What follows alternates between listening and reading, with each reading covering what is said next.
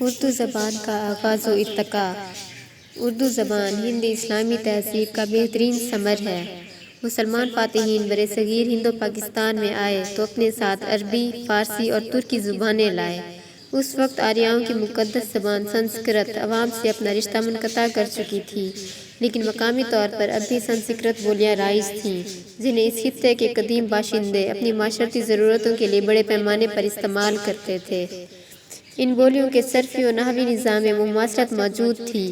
آریاؤں نے حقارت سے اسے بگڑی بولیاں شمار کیا، لیکن مسلمانوں نے انہیں نہ صرف کشادہ نظری سے قبول کیا بلکہ انہیں سہارا بھی فراہم کیا اور نئے ذخیرہ الفاظ کی فطری شمولیت سے جدید دور کی ایک اہم زبان اردو وضع کی۔ اردو ادب کی مختصر تاریخ۔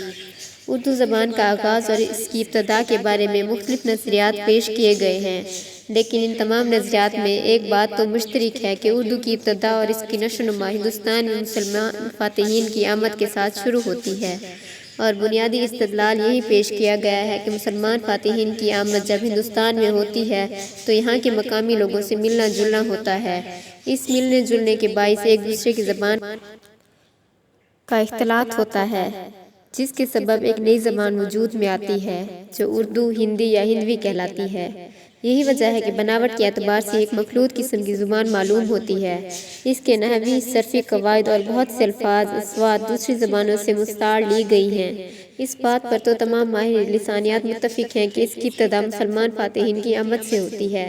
اختلاف مقام اور جگہ کی تعین میں ہے۔ بعض محققین کے مطابق اس کی پیدائش دکن میں ہوتی ہے تو بعض محققین اس کی جائے پیدائش پنجاب کو مانتے ہیں۔ بعض کا خیال ہے کہ اس کا حوالہ سب سے پہلے سندھ میں تیار ہوا تو بعض اس کی ابتدائی نقوش دہلی اور اطراف دہلی میں تلاش کرتے ہیں۔ آئیے ہم اس کا مختصر جائزہ لیتے ہیں۔ اردو برج بھاشا سے نکلی ہے۔ یہ نظریہ محمد حسین آزاد کا ہے۔ محمد حسین آزاد نے اردو زبان کا عہد وار تحقیقی جائزہ لیا۔ زبان سازی کے قواعد و ضوابط کی روشنی میں سائنٹیفک طریقے پر یہ ثابت کیا کہ اردو کا اصل منبع و مخرج برج بھاشا ہے۔ اپنی مشہور کتاب آب حیات میں لکھتے ہیں کہ ہماری اردو زبان برج بھاشا سے نکلی ہے، لیکن وہ ایسی زبان نہیں ہے کہ دنیا کے پردے پر ہندوستان کے ساتھ آئی ہو۔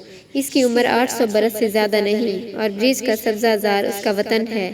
اسے فقط شاہ جہاں کا اقبال کہنا چاہیے کہ یہ زبان خاص و عام میں اس کے عہد سے منسوب ہو گئی۔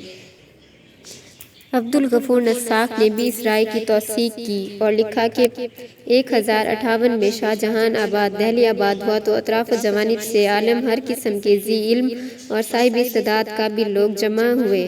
قدیم ہندی متروک ہونے لگی، محاورے میں فرق آنے لگا، زبان اردو کی ترقی شروع ہو گئی۔ حسین آزاد کے اس نظریے کو ماہر لسانیات نے یہ کہتے ہوئے رد کر دیا کہ اردو اور برج بھاشا کے ضمائر و افعال میں بڑا فرق ہے۔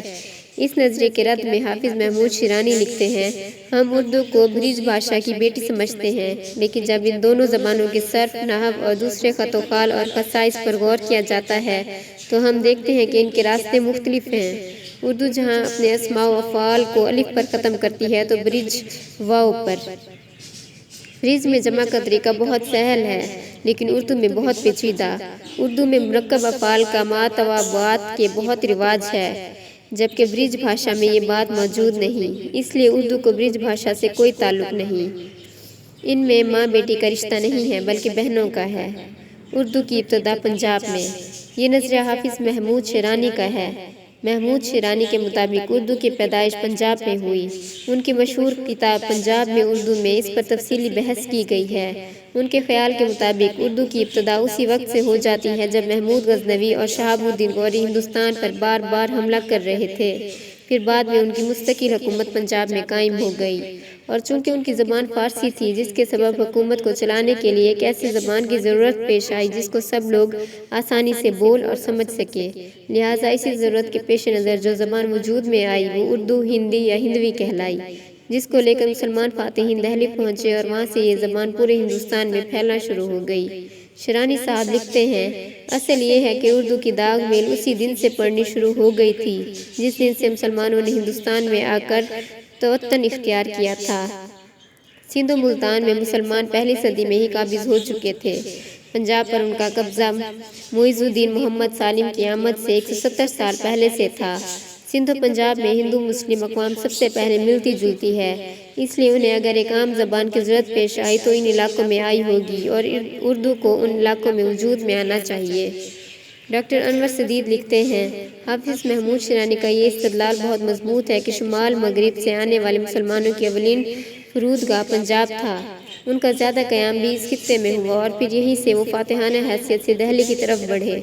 چنانچہ زبانوں کا طویل اختلاط اس خطے میں عمل میں آیا اور یہیں سے اس زبان نے وسطی اور جنوبی ہندوستان کی طرف سفر کیا۔ ڈاکٹر محی الدین قادری زور نے اس کی جزوی توثیق کی اور لکھا کہ اردو اسی زبان سے مشتق ہے جو عام طور سے جدید ہند آریائی دور میں اس حصہ ملک میں بولی جاتی تھی، جس کے ایک طرف عہد حاضر کا شمال مغربی صوبہ ہے اور دوسری طرف الہ آباد ہے۔ اگر یہ کہا جائے تو صحیح ہے کہ اردو اسی زبان پر مبنی ہے جو پنجاب میں 12ویں صدی عیسوی میں بولی جاتی تھی۔ حافظ صاحب کے نظریے کو تقویت اس بات سے بھی ملتی ہے کہ اردو اپنی ساختیت اور صرف و نحو کی خصوصیات کے لحاظ سے پنجابی سے کافی قریب ہے۔ مثلاً اردو اور پنجابی میں تذکیر و تانیث کے قواعد کا یکساں ہونا، اس طرح جمع بنانے کا قاعدہ بھی دونوں میں یکساں ہے، وغیرہ وغیرہ۔ اردو کی ابتدا دکن میں۔ یہ نظریہ 19ویں صدی کے مشہور محقق نصیر الدین ہاشمی کا ہے۔ ان کے مطابق اردو کا آغاز اور اس کی ابتدا دکن سے ہوتی ہے۔ ان کا استدلال یہ ہے کہ طلوع اسلام سے بہت قبل عرب ہندوستان میں بغرض تجارت مالابار کے ساحلوں پر آتے تھے، جس کے سبب ان کے تعلقات مقامی لوگوں سے یقیناً ہوئے ہوں گے۔ روزمرہ کی گفتگو، چیزوں کی خرید و فروخت میں انہیں دشواری پیش آئی ہوگی، اس لیے اپنی بات ایک دوسرے کو سمجھانے کے لیے ایک نئی زبان کی ضرورت پیش آئی ہوگی، جس کے نتیجے میں اردو زبان وجود میں آئی ہوگی۔ نصیر الدین ہاشمی صاحب کا یہ نظریہ زیادہ تر قیاسیات اور مفروضات پر مبنی ہے۔ کوئی ٹھوس دلیل اپنے نظریے کی تائید میں ان کی طرف سے نہیں پیش کی گئی۔ یہی وجہ ہے کہ محققین ان کی اس دلیل کو رد کرتے ہوئے لکھتے ہیں کہ عرب تاجر طلوع اسلام سے قبل اور بعد میں بھی ہندوستان آتے رہے اور تجارت کے ساتھ ساتھ اسلام کی اشاعت و تبلیغ بھی کی، لیکن اتنا وقت ہندوستان میں نہیں گزارا کہ جتنے میں ایک زبان دوسرے میں اس طرح گھل مل جائے کہ ایک نئی زبان وجود میں آ جائے۔ ہاں، یوں تو ممکن ہے کہ اس تجارتی اور لسانی اختلاط کے باعث کچھ چیزیں ایک کی دوسرے نے قبول کی ہوں۔ مثلاً دکن کے علاقے میں آج بھی عربی کے بہت سے الفاظ وہاں کی مقامی بولیوں میں مستعمل ہیں، لیکن یہ ایک نئی زبان کے وجود کا سبب نہیں بن سکتے۔ اردو کی ابتدا سندھ میں۔ یہ نظریہ سید سلیمان ندوی کا ہے۔ ان کے مطابق اردو کی ابتدا سندھ سے ہوتی ہے۔ سید صاحب کا خیال ہے کہ محمد بن قاسم کی قیادت میں مسلمان فاتحین سندھ میں داخل ہوتے ہیں اور اس سے فتح کر کے یہاں اسلامی حکومت قائم کر لیتے ہیں اور تقریباً 300 سال تک یہاں حکومت کرتے ہیں۔ اس طویل عرصے میں مسلمانوں اور مقامی باشندوں کا اختلاط اور سماجی روابط کے سبب ایک نئی زبان وجود میں آئی ہوگی جو اردو کی ابتدائی شکل رہی ہوگی۔ چنانچہ وہ لکھتے ہیں، مسلمان سب سے پہلے سندھ میں پہنچتے ہیں، اس لیے قرین قیاس یہی ہے کہ جسے آج ہم اردو کہتے ہیں اس کا ابتدا اسی وادی سندھ میں تیار ہوا ہوگا۔ سید سلیمان ندوی کی اس دلیل میں کوئی خاص وزن نہیں ہے۔ یہاں بھی وہی اعتراض پڑتا ہے جو نصیر الدین ہاشمی والے قول پر پڑتا ہے۔ سید صاحب کے قول کے رد میں مسعود حسین خان لکھتے ہیں، تاہم سید سلیمان ندوی کا یہ خیال کہ اردو کا حوالہ سندھ میں تیار ہوا تھا لسانیات کی روح سے صحیح نہیں ہے۔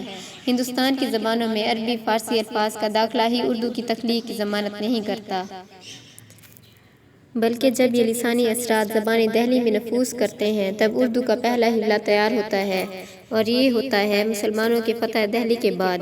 مسلمانوں کے اختلاط سے جو زبان وجود میں آئی تھی زیادہ قرین قیاس سے ہے کہ وہ سندھی ہو۔ سندھی زبان میں عربی الفاظ کی بہتات بھی اس کی طرف اشارہ کرتے ہیں۔ اردو کی ابتدا دہلی و نواحِ دہلی میں۔ یہ نظریہ پروفیسر مسعود حسین خان کا ہے۔ انہوں نے اپنی کتاب مقدمہ تاریخ زبان اردو میں اردو کے متعلق پچھلی نظریات کو رد کرتے ہوئے یہ نظریہ پیش کیا کہ اردو کی ابتدا دہلی اور اس کے گرد و نواح کے علاقے میں ہوئی۔ لکھتے ہیں، پنجاب پر گوریوں کے حملے شروع ہو جاتے ہیں۔ 1193 میں بالآخر ایک شکست کھانے کے بعد شہاب الدین غوری دہلی کے آخری ہندو سمراٹ پرتھوی راج کو شکست فاش دے کر دہلی اور اجمیر پر قابض ہو جاتا ہے، جہاں اس کا سپہ سالار قطب الدین ایبک سلطنت غلامہ کی داغ پھیر ڈالتا ہے۔ اردو کی ابتدا و ارتقاء کی اصل تاریخ اس کے بعد ہی سے شروع ہوتی ہے۔ مسعود حسین خان کی تحقیق کا خلاصہ یہ ہے کہ اردو کی ابتدا اس وقت ہوتی ہے جب مسلمان فاتحین پنجاب سے دہلی کی طرف کوچ کرتے ہیں اور دہلی میں اپنی مستقل حکومت قائم کر لیتے ہیں۔ دہلی اور اس کے گرد و نواح کی بولیوں کا اختلاط جب مسلمانوں کی زبان سے ہوتا ہے تو اردو کی موجودہ شکل سامنے آتی ہے۔